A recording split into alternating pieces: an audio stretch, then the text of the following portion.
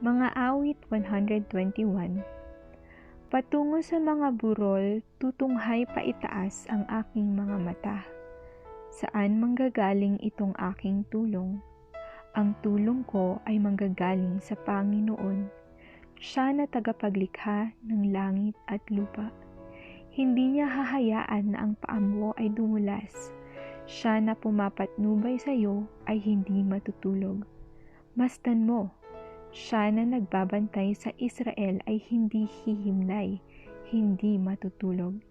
Iniingatan ka lagi ng Panginoon. Ang Panginoon ang siyang lilim mo sa iyong kanang kamay. Hindi ka mapipinsala sa init ng araw tuwing tanghali, ni ng buwan sa gabi. Ilalayo ka ng Panginoon mula sa lahat ng kapahamakan. Ang iyong buhay ay kanyang papatnubayan. Papatnubayan ng Diyos ang iyong pag-alis at iyong pagdating mula ngayon at magpakailanman.